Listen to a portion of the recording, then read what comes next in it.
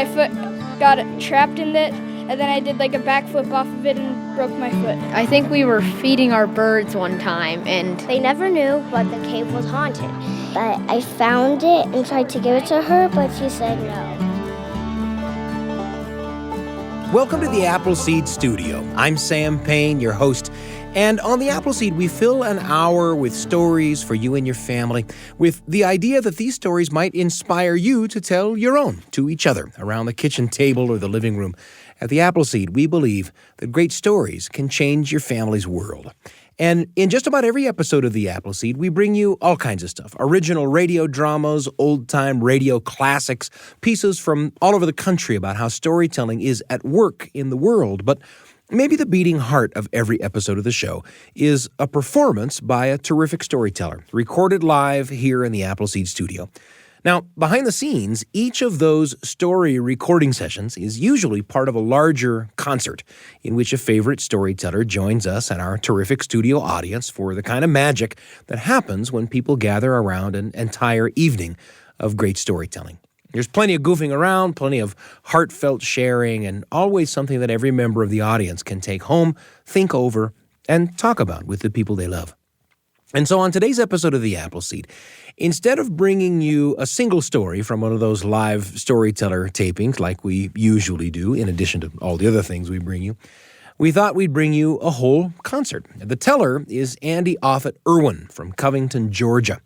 Andy joined us as part of a Western States tour and carried us away with his tales, as he so often does. Andy is perhaps best known for his stories about his fictional Aunt Marguerite and the people in her orbit.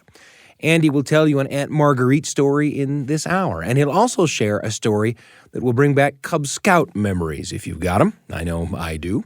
But first, he'll give us a musical, comical take on an ancient story, the story of Odysseus, who, among his adventures, was held captive by the horrible Cyclops, Polyphemus.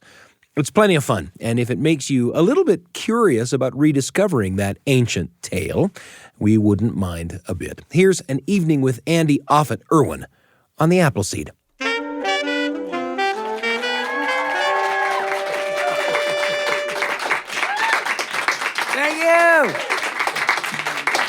Thank you so much for being here. People sometimes ask me, generally I do original stories, and people sometimes ask me if you have any folklore or myths. So I will now perform for you Homer's Odyssey.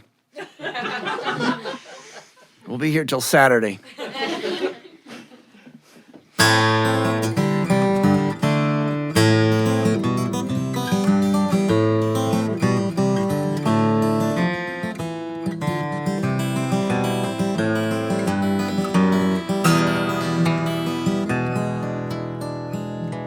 I am just a rambling boy, Ithaca bound, making my way there from Troy, Alabama.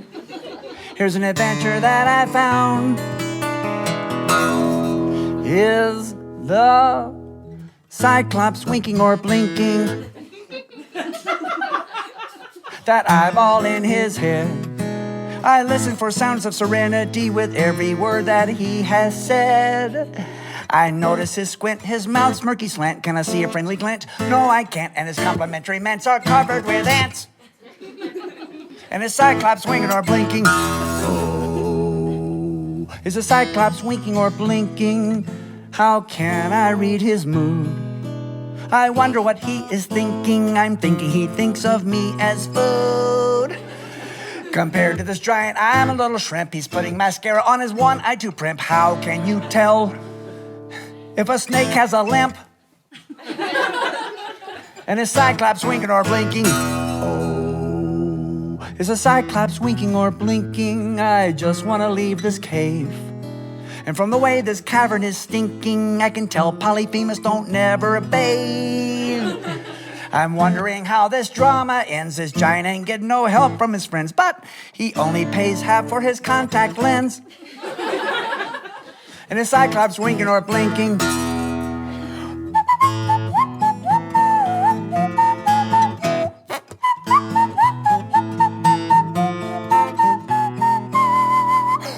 This is the end of the instrumental verse. It's not really an instrument, but it could be worse. And if I don't whistle, Sam Payne will curse. And the Cyclops winking or blinking. What is the Cyclops winking or blinking? All alone he feels bereft. And I saw him try to swat that fly. It's clear he cannot perceive depth. So I stabbed him in the eye. Yes, I know you. Sometimes you gotta try when there's nothing else to do. Now I've gotta ride out underneath this U. So this is obviously, Odysseus. He's traveling. He's on his way back to Penelope. He's on that quest, right? And he's got his fellow travelers, and he looks around, and there are fewer and fewer fellow travelers, and he doesn't know where they are, and he's hungry, he's tired, and he smells something cooking out of that cave. Somebody's got a barbecue going on, and he goes into the cave, and he finds out that what's cooking are his fellow travelers. I know. And then the Polyphemus, the Cyclops, his name is Polyphemus, and I know this is a college, so I have to do educational stuff. That obviously means many Phemuses. One of y'all will correct me later. It should be Phi. That would be the plural. And Odysseus is standing before Cyclops, and Cyclops wants to eat Odysseus, but Polyphemus is concerned about his food sources. So he says, "What is your name?" And Odysseus becomes wise to him. He says, "Nobody." "What is your name?" "Nobody." "What is your name?" And the whole time, Odysseus pulls out his pocket knife. He starts whittling. "Nobody." And he stabs him in the eye with that stick. "Nobody has stabbed me in the eye. Nobody has stabbed me in the eye." And the other giants in the neighborhood go, "Nobody has stabbed Polyphemus in the eye. Nobody has stabbed Polyphemus in the eye. So I guess Polyphemus ain't stabbed in the eye." And then he hides under a sheep. He gets under the sheep. And Polyphemus is so ignorant, he ends his sentences with prepositions. So, "Where are you at? Where are you at? Where are you at?" And he's under a sheep. And that sheep happened to be a ewe. And a ewe is a sheep, a female sheep. He's no longer winking or blinking. Oh, he's no longer winking or blinking. Sam Payne. Thank you. Ladies and gentlemen, Andy Offutt Irwin. Thanks so much.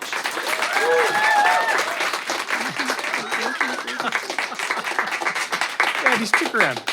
I know we've only got one microphone between us. Yes, we do.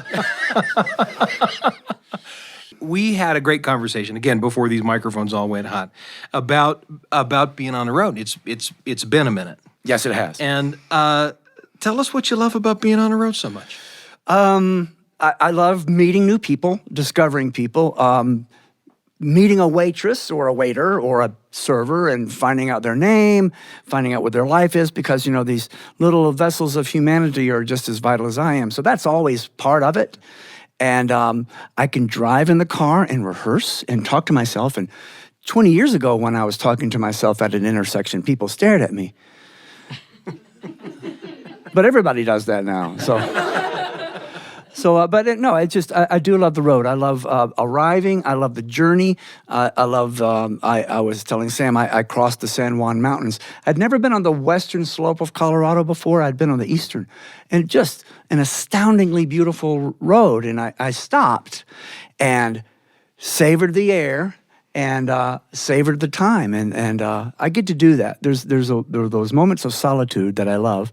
And then there are moments with people like Sam, my friend, and Suzanne's over yonder. She's going to judge my Shakespeare later. It's delicious. I think I'm about halfway through, a little better than halfway through this tour. And it's been a glorious time just meeting folks. I'm in the joy business, and this has been a great joy. You're no newcomer to where you live. Your people have been there for a long time. Tell us a little bit about Covington.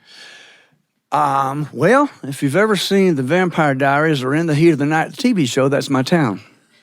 In fact, the station house for In the Heat of the Night, in the heat of the night, is the very spot where my mother was born.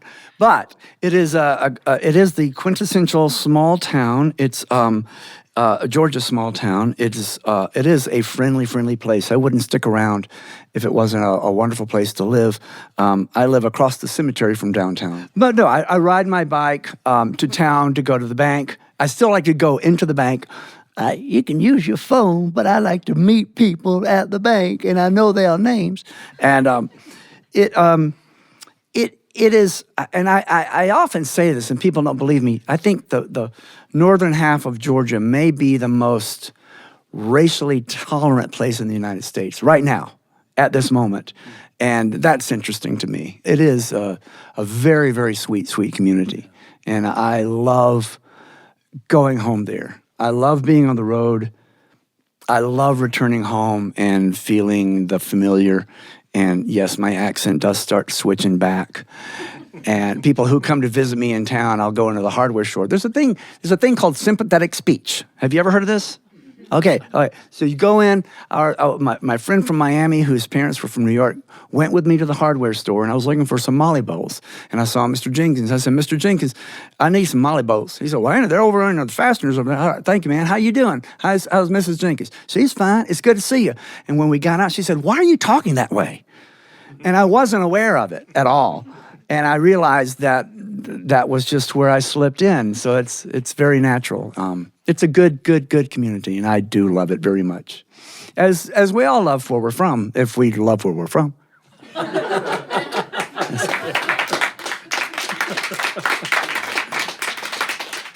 There is a lot more Andy Offutt Irwin coming up in this special episode of The Appleseed. And of course, we're thankful to our terrific sound crew led by Dan Carlisle back there.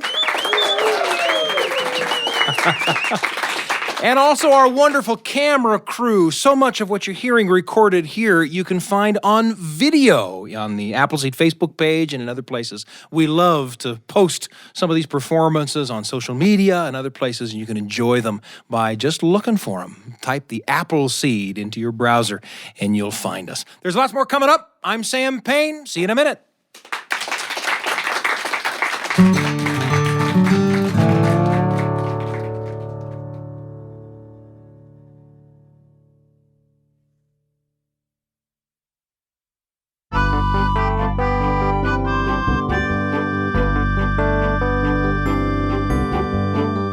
You're listening to a special episode of The Appleseed. Usually an hour with us contains all kinds of stuff. Original radio dramas, old-time radio classics, and more. But at the heart of The Appleseed, there have always been performances by terrific storytellers, often recorded right here in the Appleseed studio. And we thought today that instead of bringing you just one story from among those live taping sessions, we'd bring you the whole session. The teller is Andy Offutt Irwin, who a moment ago regaled us with a musical, comical romp through Odysseus' adventure with the Cyclops Polyphemus from Homer's Odyssey, the epic poem that's been with us since the 7th or 8th century BCE. Up next, you'll hear Andy tell one of his popular tales about his fictional Aunt Marguerite. Now, these are kind of the stories for which Andy is best known as a storyteller. And to hear Andy tell it, Aunt Marguerite went back to medical school in her 80s after her husband Charles passed away. And Andy's stories about her and about the people in her world are filled with humor and tenderness that will likely fill you with thoughts and memories of folks you know from among your own people. And in the story you'll hear next, Aunt Marguerite makes a long drive to visit Joy, a lifelong friend who may not have many visits left. And as she drives, Aunt Marguerite is filled with thoughts of family members, including her late husband Charles, who was a big fan of quoting Shakespeare. You'll hear him quoting from Macbeth and Hamlet in this story, but you'll also hear him recite that famous speech from As You Like It, the one that begins by saying, "All the world's a stage, and all the men and women merely players." It's a speech about how every person plays many roles during his or her lifetime. The role of the helpless child, the role of the hopeful young person, the fully grown grown-up, the old person. And it's fitting that in Andy's story about two old friends coming together for a tender visit, you'll get a memory of Uncle Charles quoting that speech from Shakespeare about the whole scope of a person's life. As you listen, pay attention to the thoughts and feelings you have about your own loved ones. Save them up. Be ready to share them around the dinner table or the living room. That kind of storytelling can make for memories that last a lifetime. And at the Appleseed, we look on that family sharing as sacred work. For now, let's hear the story, shall we? Andy is waiting in the performance studio. Let's get back in there. Thank you. My 85-year-old Aunt Marguerite just recently graduated from medical school. We're all so very proud of her. Yes. She's a dear one. She's one of the most important relatives in my life. And my son said, "Hey, Pop, the first weekend in June, let's go to the zoo." And he had talked to a couple of friends; they were going to go along. And I said, "Sure." And I had this is in the before time when I was on the road a lot, and we looked at our calendars together. And he's been keeping a calendar. He was a little kid at the time, but he's keeping a calendar. And I called Marguerite, and I said, "Hey, we're looking at going to the zoo," because he wanted Marguerite to go. He loves his great Aunt Marguerite. And she said, "Let me look." And I heard her turn to the pages of her desk calendar. And I called her in April. This was going to be in June. And she said, "Oh, that's a Saturday." I said, "Yes, ma'am." She said, "I'll have a funeral." I said, "What?" She said, "Andy, when you get to be my age, you book every Saturday for a funeral." I said, "Well, we still want you to go." She said, "Well, I'll pencil you in." And it came to pass that week that we were to go to the zoo, Marguerite got a call from her goddaughter, Mary, down in Cordele, Georgia, in South Middle Georgia. And Mary's mother is Joy, and Joy is one of Marguerite's dearest friends. They don't remember not knowing each other. Joy and Mary Frances and Marguerite have been friends all their lives, since they were diaper babies, as they say. They were actually in the nursery together at the First Methodist Church. And now Joy is in hospice at Mary's house. And Marguerite called me, and she said, I have to go down to Cordele. Joy's in hospice at Mary's house. I said, "Well, okay, so you want me to carry you down there?" In the South, that means transport in a motor vehicle. I want to be clear. It was not, "She ain't heavy, she's my..." That's none of that. Okay. "You want me to carry you down there?" "No, I'll drive." Now, she has a 1968 Plymouth Fury 2. It's the last car my Uncle Charles gave her before he died, because he hasn't given her any cars since. And she always changed the oil. If she's going to go more than 75 miles, she gets an oil change. This is the showpiece of our Chrysler place. They love this car. She loves this car. She got in her car and she started heading down. I told her to make sure she had her phone on, make sure she plugged it into the cigar lighter, and, let me know if there's a problem, and check in when you get gas and stuff. "I will." And she started making her way down I-75, but then she wanted to take the old road because she was feeling sentimental. So she got on Highway 41. So she gets on the road, and she's, when you're heading towards grief, you start thinking about the people you love. And she started thinking about her daughter, her only child, my cousin, Francine. Francine is a medical researcher in Cambridge, Massachusetts. Francine likes being from the South. Francine has 2 PhDs. One's in chemical, biological chemistry, biology. What do you call that? Chemical biology. But it's one of them things. And I don't even know that she's a medical researcher because, she couldn't actually be a physician because she would have to deal with people. She suffers with HDD, humor deficit disorder. When she was smaller, my Uncle Charles loved Shakespeare. He would quote Shakespeare out of context. And Francine was always embarrassed and never amused by Uncle Charles when he did Shakespeare. He had 2 dogs, one named Prince and one named Spot, right? I know. Spot was a Pooley sheepdog Dalmatian mix. I know. And always, the only time it would get on his chair is when it was coming out for the rain. He'd get up on his chair and goes, out, damn Spot. And Marguerite said, "Do not cuss in front of our daughter and her friends." "Honey, it's Shakespeare. It's classical." And then old Prince was his old lab, sweetest old dog ever. And then his hips gave out and his control of his bladder gave out. And we called old Dr. Exley. This Old Dr. Exley is one of the first vets ever. He didn't know the difference between a small and a large animal vet. He worked on horses, he worked on parakeets. And when somebody he knew needed to put a dog down, he would come to us. And Uncle Charles and I both dug the grave. And Francine was there. We were both in high school at the time, Francine and I. And Dr. Exley came and he gave the dog a shot, and there was no pain at all. And of course, Uncle Charles said, "Good night, sweet prince, and may a host of angels carry thee to thy rest." And even then, Francine winced at Uncle Charles doing Shakespeare. Francine had a friend named Dan, and Dan and Francine were both in the flute section of the band, and she went to Dan's farm. His dad was a cattle farmer, beef cattle, and she met one of the cows. They just walked up to the fence, and Dan pulled up some weeds, and the cow took it out of his hand, and Francine petted the cow on the nose, and the cow went like that. And from that moment on, Francine never ate meat, never used leather, stayed away from all animal products. In fact, her daughter, Drusilla, there are very few pictures of Drusilla that Francine took. The only pictures of Drusilla were taken by my Uncle Charles and Aunt Marguerite, because back in the day, young people, that would require film. Film requires gelatin. Yeah, I know. In the before time. Yes. Film requires gelatin, and gelatin is an animal byproduct. So she was thinking about Francine. She has a tough relationship with her.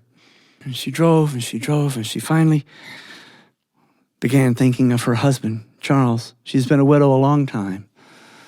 She misses Charles, and she hears him from beyond sometimes. She remembers when he was in the hospital for his last days. And our town didn't have hospice back in those days, so she's hanging around the hospital. She's in the hallway. She's drinking coffee from a vending machine, which is nature's way of saying, go to bed.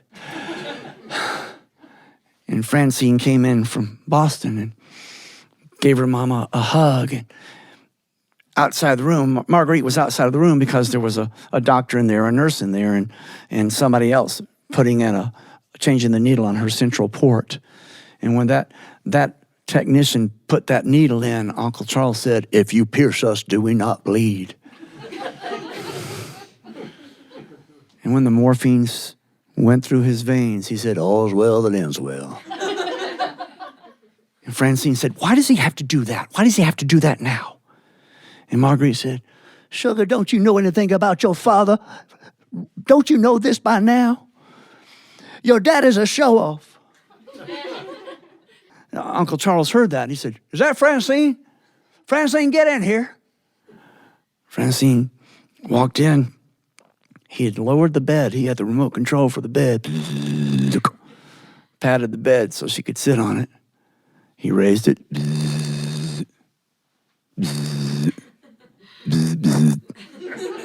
Up and down, up and down. Francine said, "Daddy, stop." He took her hand. He said, "Darling, all the world's a stage. And all the men and women merely players. They have their exits and entrances, and each one in his own time play many parts. His acts being 7 ages. First the infant mewling and puking in his nurse's arms. And then the whining schoolboy with his satchel and fresh morning face, creeping like snail unwillingly to school. And then the lover, sighing like furnace with a woeful ballad to his mistress's eyebrow. And then the soldier, full of strange oaths and bearded like the pard, jealous in honor, sudden and quick in quarrel, seeking the bubble reputation, even in the cannon's mouth.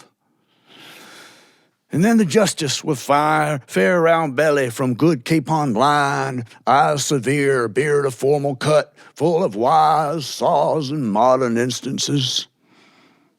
So he plays his part. The 6th age shifts to the lean and slippered pantaloon, spectacles on nose and pouch on side, his youthful hose, well saved. A world too wide for his shrunk shank. and his big manly voice turned to childish trebles, pipes, and whistles in its sound. Last stage of all, mere oblivion. Saw his teeth, saw his eyes, saw his taste, saw his everything. Francine was weeping. She kissed her father, and their tears mingled. Marguerite watched that. She was thinking of that as she came in to the town of Cordele, Georgia. Cordele, Georgia is the watermelon capital of the world. I have a sticker on my guitar case that says it. I believe it. That settles it. She got behind a school bus truck. Now, a school bus truck is this. In the farms of South Georgia, especially the watermelon, cantaloupe, honeydew farms, what they do is they take a school bus, they take the seats out, they cut the top off, put up some railing, and you end up with a $1,500 truck in the tradition of my people.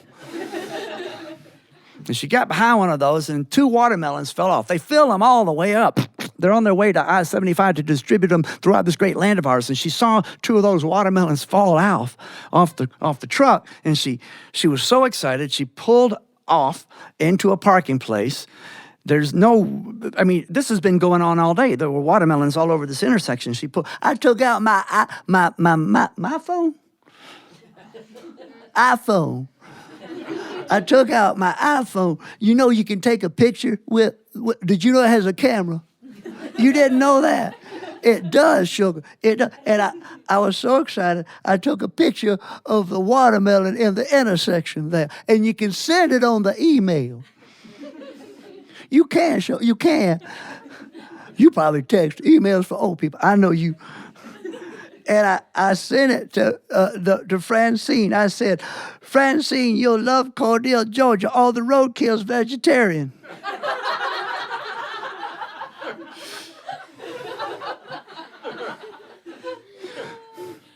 She stopped by the farmer's market. She bought a couple of watermelons to bring something. And then she arrived just behind the carport of Mary's house. I worked a gig with Kuniko Yamamoto. You might guess she's Japanese. She's from Osaka, and we did a gig together in Philadelphia. And she said there's a word that Japanese people say when they enter a house, if they don't live there, but they're welcome guests, and they don't have to knock. And then Kuniko said, there's no such word that's the same as English. And I said, oh, au contraire. Where I'm from, that word is woohoo.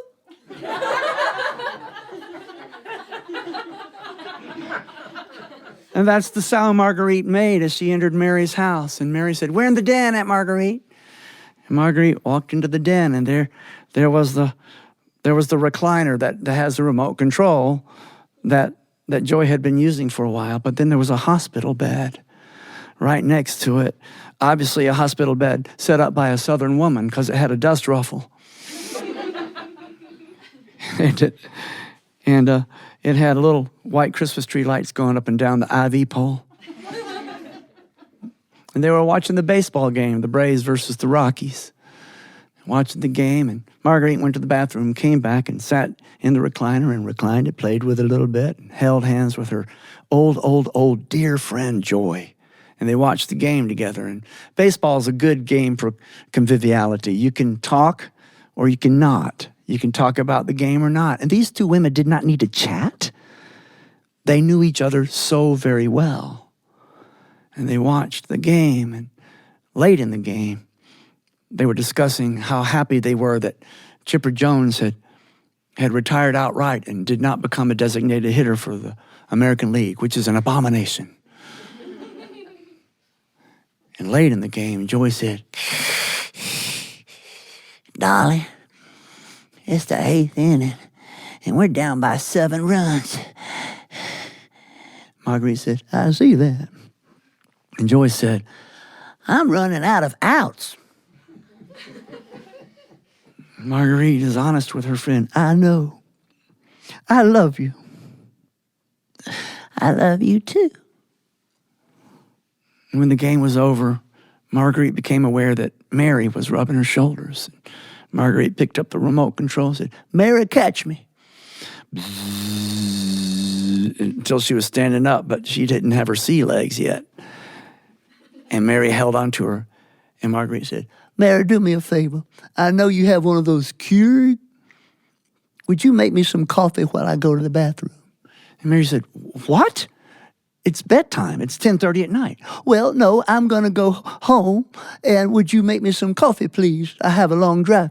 You're not going home tonight. There's a bedroom here. You know you're welcome. I know I'm welcome. I know who my people are, but you need the room. I have been here. Please. And Mary did, and Marguerite came out of the bathroom, and there it was. And she got in her 1968 Plymouth Fury. She stayed on I-75 this time. It's easier to find a restroom. She fell into bed when she got home, and at 8:15 in the morning, her phone went off. And it was Mary, and Joy had died in the night. So, she decided she needed to do something ordinary. She went to the sink, and she was embarrassed to see that there were dirty dishes in the sink. And she has a dishwasher, but she wanted to do them by hand. Of course, there was nobody there to be embarrassed in front of, but still, I felt ashamed. So it was a double sink. She filled up the sink with hot water. When the water was hot, she put on her Playtex living gloves, which come to life at night. She stopped up the sink. She pulled out the dishwashing liquid. She put a little in the dishwashing liquid, and she plopped the bottle on the counter, and one bubble came out of the bottle. Teeny little thing. She watched it without language. It rose, and then it came and touched her on the ear, and she could feel it. How could she feel something so small? One little bubble of joy. It caught the thermal of the hot water in the sink, and it rose again, and it went behind her to the schoolhouse globe that illuminated the kitchen. She lost it in the light, and she said, "Bye, Joy." Because she is a scientist, she took the bottle, made the exact same motion, squirted some in, plopped it on the counter. No, just a little bit of liquid on the plunger cap there. So, she took off her gloves. She turned off the water. She went and got her phone, and she called me, and she said, "I'm going with y'all to the zoo on Saturday."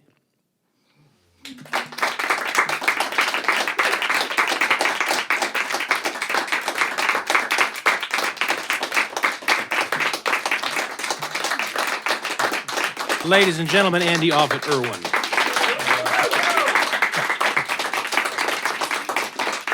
I'll tell you, every time I'm in an audience of Andy's at a storytelling festival or anywhere else, I always hope he'll tell that story. It's a very, very favorite. Partly because it's the very first story I ever heard Andy tell, years and years and years ago. At the Timpanogos Storytelling Festival, largest storytelling festival in the West. It's been bringing great storytelling to concert halls and stages and under the big tents of the festival for more than 30 years now. I had not been to the festival before. Walked into the festival, sat down, and there was Andy Offutt Irwin telling that story, and I felt suddenly like storytelling was a little more than perhaps I thought it was. There's a lot more coming up on the Appleseed. We'll be right back. I'm Sam Payne.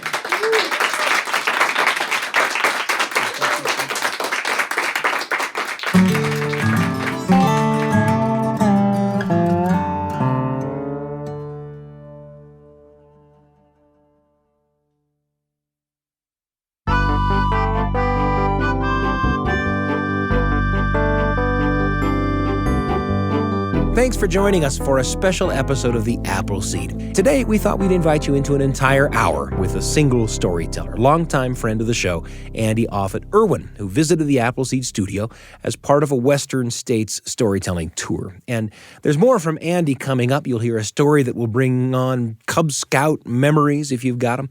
But first, I'll get in on the act myself. Let's head back to the performance studio.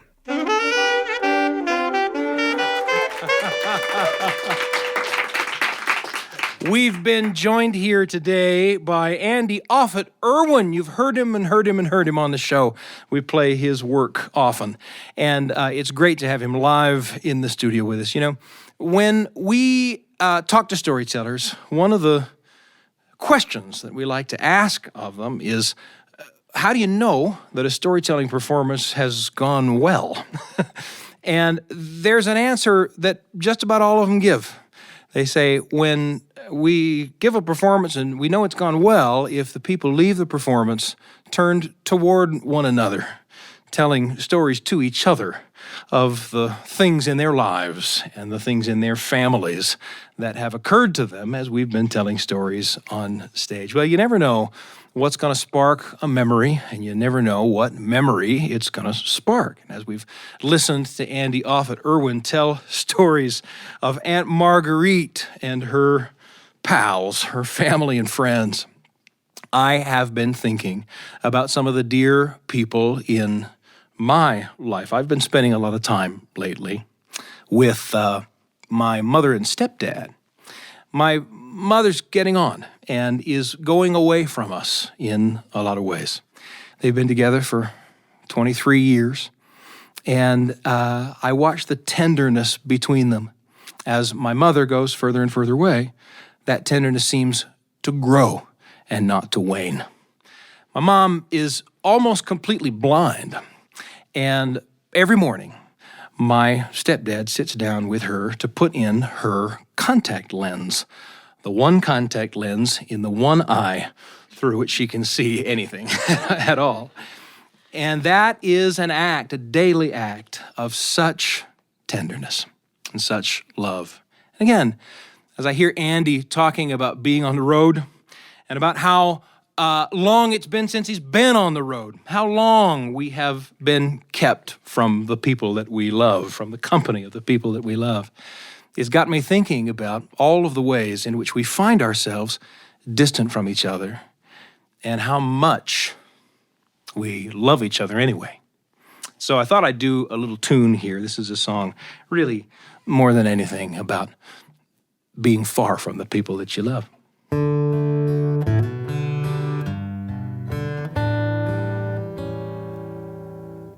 I could ride the wide range, darling, I could, darling, I could, safe on a horse that loves me, under the desert stars. I could ride the wide range, darling, I could, darling, I could, campfire glowing, no one around as I open my mouth and strum my guitar.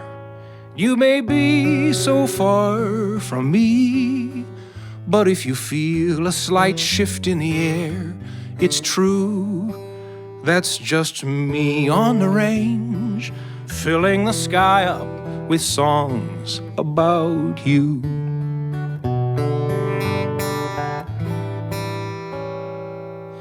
I could sail the wide sea, darling, I could, darling, I could, rocking among the breakers under Atlantic stars.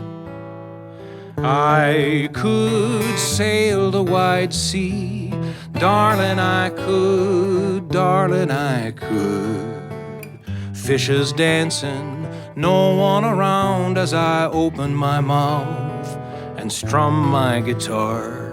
And you may be so far from me, but put your ear to a shell like you sometimes do.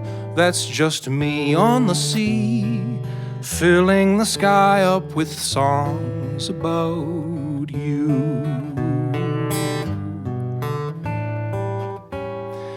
I could fly to the moon, darling, I could, darling, I could, floating beside the lander, silent among the stars. I could fly to the moon, darling, I could, darling, I could, earth a marble, no one around as I open my mouth and strum my guitar. You may be so far from me, but if the radio flickers, that's just a clue that it's me on the moon, filling the sky up with songs about you, with songs about you.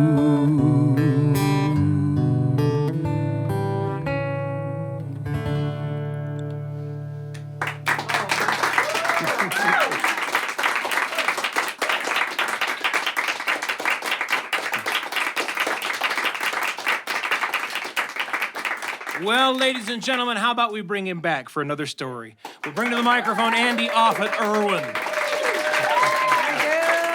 Thank you so much. It's so beautiful, Sam. There are two kinds of grown-ups, and the shallowest of people divide people into two groups, and I'm just that kind of man. You know, like this is how you can tell a shallow man. A shallow man says, look what you did. A really shallow man says, look what you made me do. Well, that's not what I came here to tell you. No, there are two kinds of grown-ups. There are wise grown-ups and unwise grown-ups. Unwise grown-ups don't remember childhood. I'm convinced of that. Wise grown-ups do. Now, that's according to the sociologist Andy Irwin. Like, I remember being a kid, and the county fair was coming, and they used to put these hatch prints all over town of the county fair coming. And if you know what that is, then you know what old jazz and soul music is. They would put these prints all over, and I said, oh, man. And I remember seeing Sally Lynette, who was an acquaintance of my Aunt Marguerite. I said, I can't wait for the fair. I can't wait for the fair to come. And she said, it'll be here before you know it. That's ridiculous. When you're a kid, that's ridiculous. It's not going to be here before I know it. I'll know the second the trucks come in. That's when I'll know the fair is here. But wise grown-ups are a different kind of thing. Like, wise grown-ups understand that things we anticipate when we're children take a long time. My mama used to say to me when she wanted me to hurry up to go somewhere, she goes, you are slow as Christmas. That's a wise grown-up right there, right? That's a wise grown-up. You know, I would go, all right, Mama, I'm coming. And that's the way that works. I couldn't wait to become a Cub Scout. When I was 7 years old, all I wanted really was the uniform. I thought it was beautiful. To wear medals and badges and have those little arrowheads. That's what we had back in those days. And I couldn't wait to become a Cub Scout. I wanted to look more manly in that uniform. And I remember Marguerite, my Aunt Marguerite, seeing me in that uniform. There's that gold piping on the blue uniform. And I felt so, but then there's that little beanie kind of freshman hat. She goes, that hat is so cute. I didn't want to look cute, and I couldn't wait. Then I couldn't wait to become a Boy Scout. But I remember being a Cub Scout, getting a lot of arrowheads, and I went from wolf to bear. And my mama was so proud of me. We went to White's department store, which sold the official Boy Scout gear. If it's official, it's tops. You remember that? That's what Pee Wee Harris told us in Boys Life magazine. And we would go and it was a little clothing store, department store, a little, storefront in our town. And I would always go and peruse the Boy Scout equipment, and my mama would go and get a scarf. But when I became a bear, she was so excited, she bought me a Cub Scout pocket knife. Young people, they used to give 8-year-olds pocket knives, right? Yeah, absolutely. Yes, and we would carry them to school. No kidding. And people who've grown up my age will say stuff like, and we were fine. No, there were a lot of stabbings. So when I finally became a Boy Scout, I wanted to look just like the Boy Scouts on the commercial. There was a PSA, a public service announcement, and it was sung by Frankie Lane. And there was all these Boy Scouts camping. And he would sing, follow the rugged road, follow the rugged road. The Scouts, they're coming, they're leaving in the morning. Follow the rugged road. We didn't laugh at that commercial. Oh, it was beautiful. And their scouts were there. They were building fires, and they had their hatchets, and they were hacking things, and they were whittling things, and they were burning things. And that's what I wanted to be and couldn't wait. Now, back to wise and not wise grown-ups. Christmas takes forever when you're a kid, doesn't it? Part of that is the marketing. Part of it is August, when the catalogs start arriving. And you're a kid, and you look at it, August, September, October, November. That's 4 months, man. That's a third of the year. And you're like, oh, I can't wait for Christmas. I can't wait for Christmas. I can't wait for Christmas. And then if you're a kid and you're in a choir or you're in a band or something like that, that, they pass out the music in October. So it takes a long time. And I consider the holiday season beginning when we get the sheet music. So that means there are seasons within the season. All right? If you follow baseball, there's All-Star game, and there's post-All-Star game, then the playoffs. And it's a bunch of little seasons.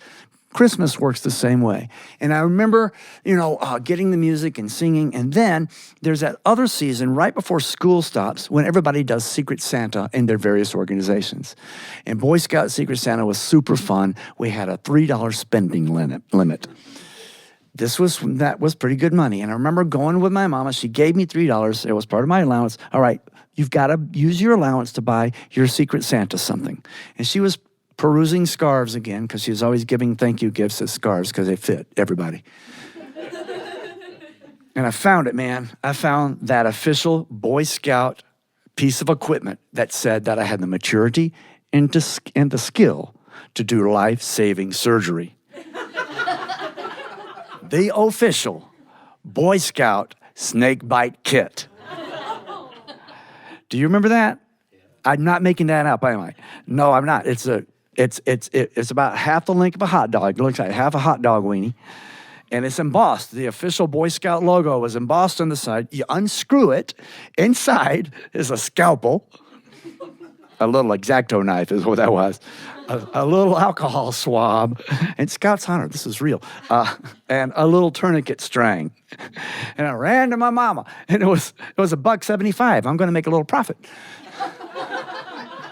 I said, Mama, I want to give my Secret Santa this. And she took it. She unscrewed it. She saw the scalpel. She said, what the cuss?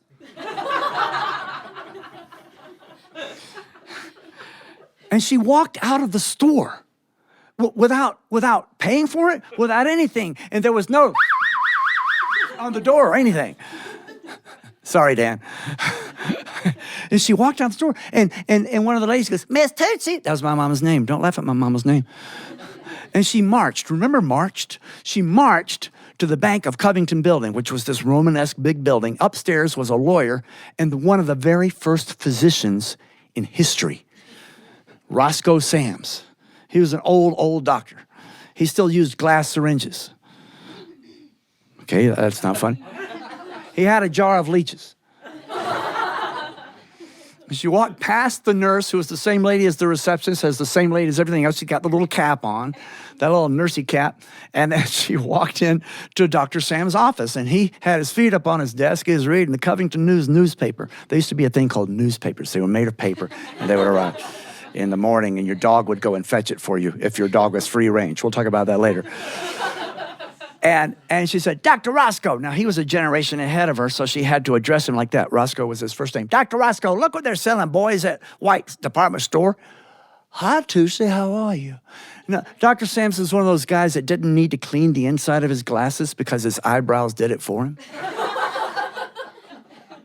What do you have there, honey? And he looked at it, and he looked at me, and he looked at my mom and said, White's department store. He opened it up. They're selling this to boys. And he reached down at the phone. Well, he was in the Kiwanis Club with E.G. Lassiter, the guy who ran White's, and he knew the number.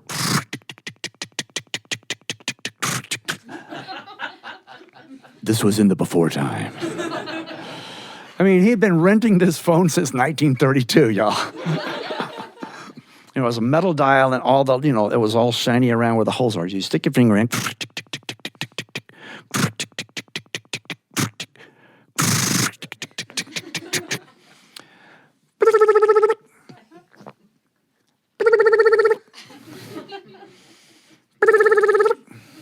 Dr. Roscoe looked at me. Andy, they're as slow as Christmas.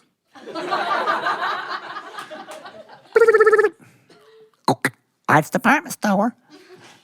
Get me E.G. Lassiter. E.G. Lassiter. E.G. Roscoe. Y'all are selling these little hot dog looking, snake bite looking things at the store.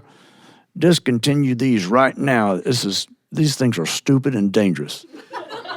Bye. There used to be a thing called doctor's orders.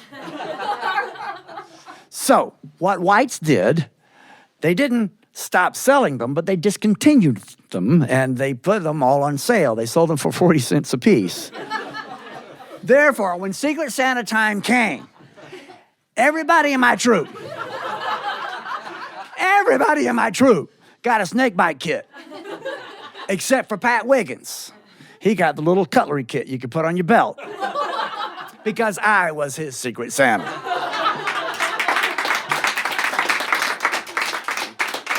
Thank you. Thanks, y'all. Thank you so much. Thank you.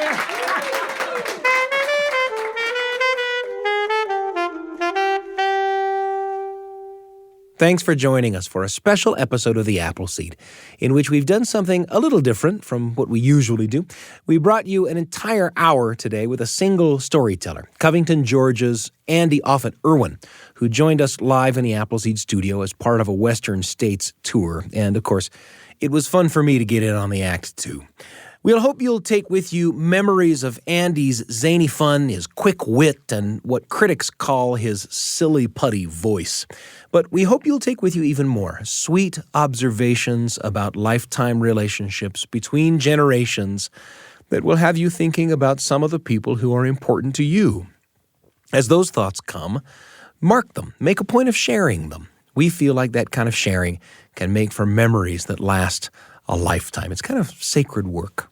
Andy's story about Aunt Marguerite and her old friend Joy, a story called Book Every Saturday for a Funeral, might bring up thoughts about family members who are tricky to get along with, or about long drives to visit people who are special to you. And of course, it may bring up sweet memories of people you may have lost or who are far from you. Now, the story you just heard about the snakebite kit might bring up Cub Scout memories of yours, or Secret Santa memories.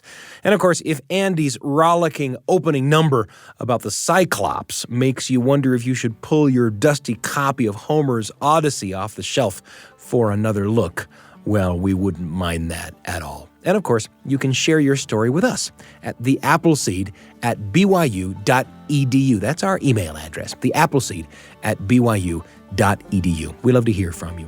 It's been a pleasure for me to be part of this hour with you on the Appleseed, where great stories can change your family's world. Join us again, won't you? You can find us at byuradio.org/Appleseed, by Googling the Appleseed podcast, or by downloading the BYU Radio app for ways to listen to all the great shows produced by BYU Radio.